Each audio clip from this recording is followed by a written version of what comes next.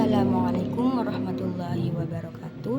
Nama saya Vika Wirina dari Prodi PAI kelas B semester 3. Yang saya hormati Kiai Haji Muhammad Hasan Mutawakil Alullah SHMM, Bapak Rektor Dr. Abdul Aziz Wahab BAMAD selaku Rektor Universitas Islam Zaidul Hasan Genggong, dan yang saya takdimi dosen Ibu Kustiana Arisanti selaku dosen pengampu mata kuliah materi PAI. Di sini saya akan menjelaskan tentang peta konsep atau peta imajinasi yang saya buat yang berjudul Pendekatan Pembelajaran Inovatif. Di sini ada 10 bab. Untuk penjelasan pertama itu tentang pengertian dan hierarkis. Bab 1 pendahuluan. Selanjutnya ada bab 2 yaitu tentang pendekatan pembelajaran yang lahir dari teori-teori belajar. Pendekatan pembelajaran merupakan sudut pandang atau prinsip dasar pembelajaran yang mencakup komponen filosofis, psikologis, didaktis, dan ekologis. Pendekatan pembelajaran bertindak sebagai wadah, inspirasi, dan latar belakang teoritis bagi metode pembelajaran. Ada 2 jenis pendekatan pembelajaran. Yang pertama, pendekatan yang berpusat pada guru atau teacher-centered approach, menurunkan strategi pembelajaran langsung atau deduktif atau ekspositori. Peran guru sangat menentukan dalam pemilihan materi dan proses pembelajaran siswa sebagai objek pembelajaran bersifat klasik. Yang kedua, ada pendekatan yang berpusat pada siswa atau student-centered approach, menurunkan strategi inquiry, discovery, dan pembelajaran induktif. Peran guru sebagai fasilitator dan pembimbing, siswa sebagai subjek belajar, pembelajaran bersifat modern. Jadi, penjelasan tentang pengertian pendekatan pembelajaran di sini jenisnya yaitu berpusat pada guru atau siswa, serta implementasinya dalam proses pembelajaran di kelas. Di sini ada beberapa teori belajar yang terdapat dalam buku yang saya jadikan sebagai peta imajinasi. Ada 5 teori belajar di sini. Di sini ada 5 pendekatan pembelajaran yang terlahir dari teori-teori belajar. Yang pertama ada pendekatan konstruktivisme. Pendekatan dalam pembelajaran ini menekankan bahwa siswa aktif dalam membangun pengetahuan mereka sendiri melalui pengalaman, refleksi, dan interaksi dengan lingkungan. Pemahaman baru dibangun atas dasar pengalaman yang telah dimiliki oleh siswa sebelumnya. Guru berperan sebagai fasilitator yang membantu siswa dalam mengkonstruksi pengetahuan mereka sendiri melalui diskusi, tanya jawab, dan proyek-proyek kolaboratif. Yang kedua yaitu pendekatan behaviorisme. Menekankan peran perilaku yang dapat diamati dan diukur dalam pembelajaran. Teori ini menyatakan bahwa perilaku manusia dapat dipelajari melalui conditioning, penguatan, dan penghargaan atau hukuman. Guru dalam pendekatan ini lebih fokus pada memberikan umpan balik yang jelas dan penguatan positif terhadap perilaku yang diinginkan. Yang ketiga ada pendekatan humanistik. Pendekatan ini menempatkan perhatian pada kebutuhan psikologis dan emosional siswa dalam pembelajaran. Teori ini menekankan pentingnya motivasi intrinsik, otonomi, dan pengalaman pribadi dalam proses pembelajaran. Guru berperan sebagai fasilitator yang menginspirasi dan memotivasi siswa untuk mencapai potensi maksimal mereka. Yang keempat yaitu kognitif. Pendekatan kognitif menekankan proses mental dalam pembelajaran, termasuk pemrosesan informasi, memori, pemecahan masalah, dan pemahaman konsep-konsep teori. Konsep-konsep teori ini menyoroti pentingnya struktur kognitif individu dan bagaimana informasi disimpan, diatur, dan diambil. Guru dalam pendekatan ini membantu siswa dalam mengembangkan keterampilan berpikir kritis, analitis, dan reflektif. Yang kelima ada pendekatan konstekstual, yaitu pendekatan yang menekankan pentingnya konteks sosial, budaya, dan lingkungan dalam pembelajaran. Teori ini mengakui bahwa pembelajaran tidak terjadi secara terpisah dari konteks sosial siswa, melainkan terintegrasi dengan pengalaman sosial dan budaya mereka. Guru dalam pendekatan ini mempertimbangkan konteks siswa dalam merancang pengalaman pembelajaran yang relevan dan bermakna. Penjelasan saya di sini saya jelaskan secara singkat. Untuk penjelasan lebih lanjutnya sudah jelas dalam buku yang saya baca. Selanjutnya yaitu bab 3, pendekatan saintifik. Di sini ada pengertian, pendekatan, tujuan, prinsip-prinsip, langkah-langkah, dan contoh-contoh. Pendekatan saintifik. Pengertian pendekatan saintifik dalam pembelajaran pokok-pokok penting yang dijelaskan antara lain: pertama, pembelajaran saintifik mengadopsi langkah-langkah ilmiah dan membangun pengetahuan melalui metode ilmiah. Pendekatan ini diperlukan untuk membudayakan kecakapan berpikir sains, mengembangkan rasa ingin tahu, dan kemampuan berpikir kreatif siswa. Pembelajaran saintifik tidak hanya menekankan hasil belajar, tetapi juga mementingkan proses pembelajaran melalui keterampilan proses. Model ini mengintegrasikan keterampilan proses sains ke dalam penyajian materi secara terpadu. Peserta didik dilibatkan secara aktif dalam proses pencarian pengetahuan layaknya ilmuwan, bukan hanya transfer pengetahuan dari guru. Siswa diarahkan untuk menemukan sendiri fakta, konsep, dan nilai-nilai baru yang diperlukan. Fokusnya pada pengembangan keterampilan siswa dalam memproses pengetahuan, menemukan dan mengembangkan pengetahuan. Mendorong kemampuan berpikir tingkat tinggi dan peran aktif siswa sebagai subjek belajar, sementara guru sebagai fasilitator berpotensi membangun kompetensi dasar hidup siswa melalui pengembangan keterampilan proses sains, sikap ilmiah, dan konstruksi pengetahuan bertahap. Selanjutnya ada pendekatan saintifik. Dalam pembelajaran ilmu-ilmu pendekatan saintifik social science, yang pertama ada metode ilmiah, merupakan cara untuk memperoleh pengetahuan yang didasarkan pada observasi empiris, bebas prasangka, objektif, dan analisis. Yang kedua, pendekatan ilmiah di sini merupakan cara atau mekanisme untuk mendapatkan pengetahuan dengan prosedur berdasarkan metode ilmiah. Yang ketiga, langkah-langkah pokok pendekatan ilmiah: mengamati, menanya, menalar, mencoba, dan membentuk jejaring. Yang keempat, dalam pembelajaran dengan pendekatan saintifik dilakukan melalui proses mengamati, merumuskan masalah, merumuskan hipotesis, mengumpulkan data, menganalisis data, menarik kesimpulan, dan mengkomunikasikan. Yang kelima, penerapannya melibatkan keterampilan proses seperti mengamati, mengklasifikasi, mengukur, meramalkan, menjelaskan, dan menyimpulkan. Yang keenam, dalam pembelajaran ilmu sosial, kegiatan mengamati dapat dilakukan pada proses terbentuknya negara, instansi sosial, situs sejarah, dan lain-lain. Yang ketujuh, kegiatan menanya bermanfaat membangkitkan rasa ingin tahu, minat, mengembangkan keterampilan berbicara, berpikir kritis, berpartisipasi aktif, dan lain-lain. Yang kedelapan, bantuan guru diperlukan dalam menerapkan pendekatan ini, namun harus berkurang seiring siswa semakin dewasa atau kelas lebih tinggi.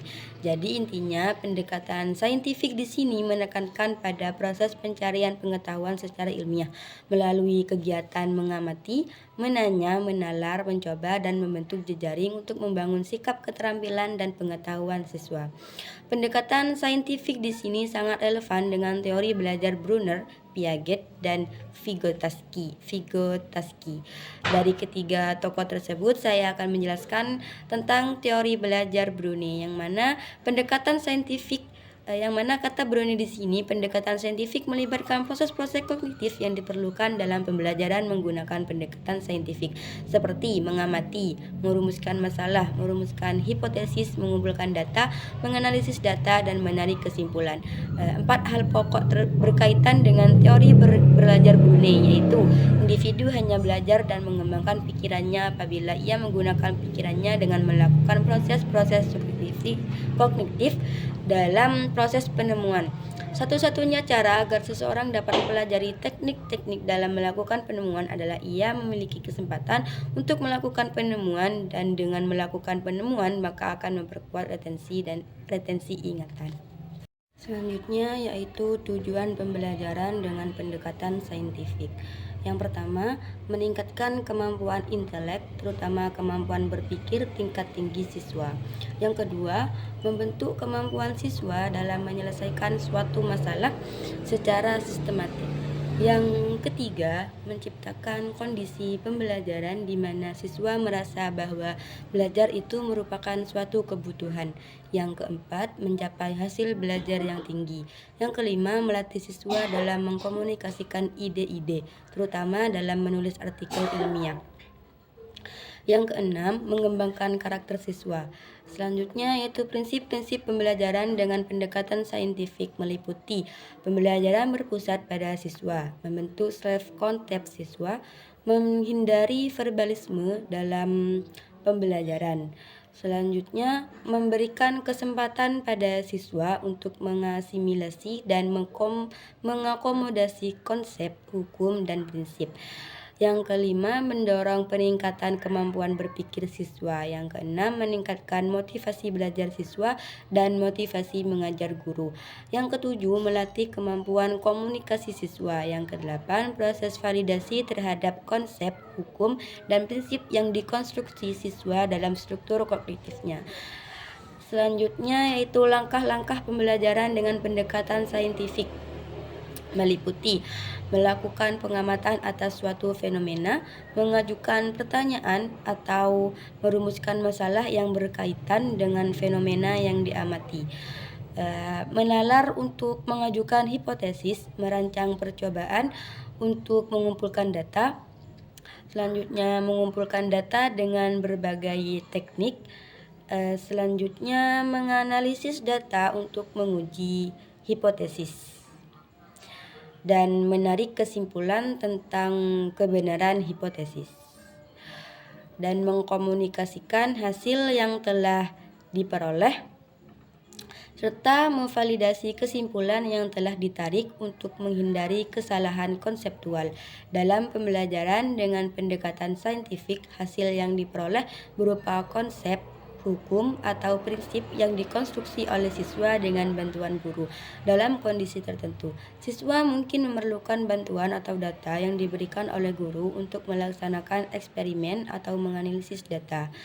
Selanjutnya ada contoh-contoh kegiatan pembelajaran berdasarkan pendekatan saintifik yang meliputi kegiatan pendahuluan, kegiatan inti, dan kegiatan penutup. Kegiatan pendahuluan. Di sini yang pertama itu mengucapkan salam dan menyapa siswa dengan semangat. Sudah pastikan ya untuk pendahuluan seperti itu. Yang kedua, mengingatkan kembali konsep-konsep yang telah dipelajari sebelumnya yang terkait dengan materi baru. Yang ketiga, menyampaikan tujuan pembelajaran. Itu untuk kegiatan pendahuluan. Selanjutnya, contoh kegiatan inti. Yang pertama, mengamati fenomena terkait materi pembelajaran, misalnya sifat larutan ekstrak buah belimbing atau buah tomat. Yang kedua, menyampaikan pertanyaan dan hipotesis tentang fenomena yang diamati, seperti mengapa lautan memiliki rasa tertentu atau sebab akibat dalam suatu peristiwa. Yang ketiga, mengumpulkan data baik dari eksperimen langsung maupun sumber informasi lainnya. Yang keempat, menganalisis data yang telah dikumpulkan. Yang kelima, menarik kesimpulan berdasarkan analisis data yang dilakukan. Yang keenam, mengkomunikasikan hasil kerja melalui presentasi, diskusi, atau tanya jawab. Contoh kegiatan penutupnya. Yang pertama, memvalidasi konsep, hukum, atau prinsip yang telah dikonstruksi oleh siswa. Yang kedua, memberikan tugas pengayaan untuk meningkatkan pemahaman siswa seperti membaca buku pelajaran atau mengakses sumber informasi di internet. Yang ketiga, mengakses situs-situs internet yang berkaitan dengan materi pembelajaran untuk mendapatkan informasi tambahan dengan mengikuti langkah-langkah ini. Siswa dapat memahami materi secara menyeluruh, mengkonstruk konsep, hukum, atau prinsip, serta memvalidasi pemahaman mereka melalui aktivitas pembelajaran yang terstruktur. Bab selanjutnya yaitu bab 4. Di sini bab tentang pendekatan tematik. Di sini yaitu pengertian, ciri khas, tujuan, karakteristik, rambu-rambu, implementasi, menetapkan mapel, mempelajari KD, dan indikator. Baik, untuk pengertiannya, pendekatan pembelajaran tematik adalah pendekatan pembelajaran terpadu yang melibatkan beberapa mata pelajaran untuk memberikan pengalaman bermakna kepada siswa. Dalam pelaksanaannya, model tematik ini bertolak dari suatu tema yang dipilih dan dikembangkan oleh guru bersama siswa dengan memperhatikan keterkaitannya dengan isi mata pelajaran. Tujuan dari pendekatan tematik bukan hanya untuk menguasai konsep-konsep dalam suatu mata pelajaran, tetapi juga untuk menghubungkannya dengan konsep-konsep dari mata pelajaran lainnya. Selanjutnya, ciri khas pembelajaran tematik meliputi yang pertama, pengalaman dan kegiatan belajar sangat relevan dengan tingkat perkembangan dan kebutuhan anak usia sekolah dasar. Yang kedua, kegiatan-kegiatan yang dipilih dalam pelaksanaan pembelajaran tematik bertolak dari minat dan kebutuhan siswa. Yang ketiga, kegiatan belajar akan lebih bermakna dan berkesan bagi siswa sehingga hasil belajar dapat bertahan lebih lama. Yang keempat, membantu mengembangkan keterampilan berpikir siswa.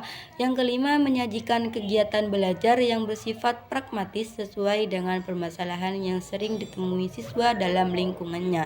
Yang keenam, mengembangkan keterampilan sosial siswa seperti kerjasama, toleransi, komunikasi dan tanggap terhadap gagasan orang lain.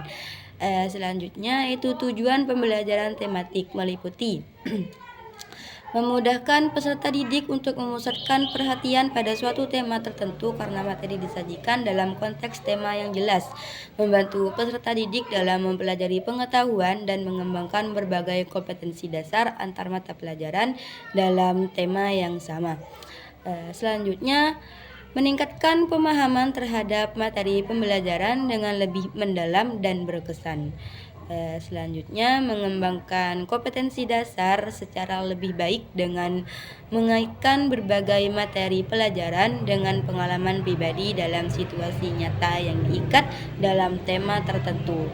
Tujuan yang kelima yaitu menghemat waktu bagi guru karena mata pelajaran yang disajikan secara tematik dapat dipersiapkan sekaligus dan diberikan dalam beberapa pertemuan sehingga waktu yang tersisa dapat digunakan untuk kegiatan remedial, pemantapan, atau pengayaan. Selanjutnya, karakteristik pembelajaran tematik di sekolah dasar meliputi yang pertama, berpusat pada siswa. Pembelajaran tematik berfokus pada siswa sebagai subjek belajar dengan guru berperan sebagai fasilitator untuk memberikan kemudahan kepada siswa dalam aktivitas belajar. Selanjutnya, yang kedua, memberikan pengalaman langsung. Pembelajaran tematik menyediakan pengalaman langsung kepada siswa yang membantu mereka memahami konsep-konsep secara konkret sebelum memahami hal-hal yang lebih abstrak. Selanjutnya atau yang ketiga yaitu pemisahan peta pelajaran tidak begitu jelas. Dalam pembelajaran tematik, pemisahan antara mata pelajaran tidak begitu jelas karena fokusnya lebih pada pembahasan tema-tema yang relevan dengan kehidupan siswa. Selanjutnya, menyajikan konsep dari berbagai mata pelajaran. Pembelajaran tematik di sini mengintegrasikan konsep-konsep dari berbagai mata pelajaran, memungkinkan siswa memahami konsep secara menyeluruh untuk mengatasi masalah dalam kehidupan sehari-hari. Selanjutnya, bersifat fleksibel. Pendekatan tematik bersifat fleksibel di mana guru dapat mengaitkan bahan ajar dari berbagai mata pelajaran dan kehidupan siswa serta lingkungan sekitar. Yang selanjutnya atau yang keenam, hasil pembelajaran sesuai dengan minat dan kebutuhan siswa. Pembelajaran tematik memungkinkan siswa untuk mengoptimalisasikan potensi mereka sesuai dengan minat dan kebutuhan dengan menggunakan prinsip belajar sambil bermain dan menyenangkan. Selanjutnya, subtema selanjutnya yaitu rambu-rambu pembelajaran tematik. Rambu-rambu pembelajaran tematik sebagai berikut. Yang pertama, tidak semua mata pelajaran harus dipadukan. Yang kedua, dimungkinkan terjadi penggabungan kompetensi dasar. Yang kompetensi dasar lintas semester. Yang ketiga, kompetensi dasar yang tidak dapat dipadukan. Jangan dipaksa untuk dipadukan. Kompetensi dasar yang tidak diintegrasikan, dibelajarkan secara tersendiri. Yang keempat, kompetensi dasar yang tidak tercakup pada tema tertentu. harus tetap diajarkan baik melalui tema lain maupun disajikan secara tersendiri. Yang kelima, kegiatan pembelajaran ditekankan pada kemampuan membaca, menulis, dan berhitung, serta penanaman nilai-nilai moral. Yang keenam, tema-tema yang dipilih disesuaikan dengan karakteristik siswa, minat, lingkungan, dan daerah setempat. Untuk subtema selanjutnya yaitu implementasi pembelajaran tematik. Alur atau langkah-langkah dalam mengembangkan rencana pelaksanaan pembelajaran tematik meliputi 7 tahap atau 7 tahap Rusman. 7 tahap menurut Rusman 2019 yaitu menetapkan mata pelajaran yang akan dipadukan. Tahap ini sebaiknya dilakukan setelah membuat peta. Pemetaan kompetensi dasar secara menyeluruh pada semua mata pelajaran yang diajarkan di sekolah, dengan maksud supaya terjadi pemerataan keterpaduan dan pencapaiannya.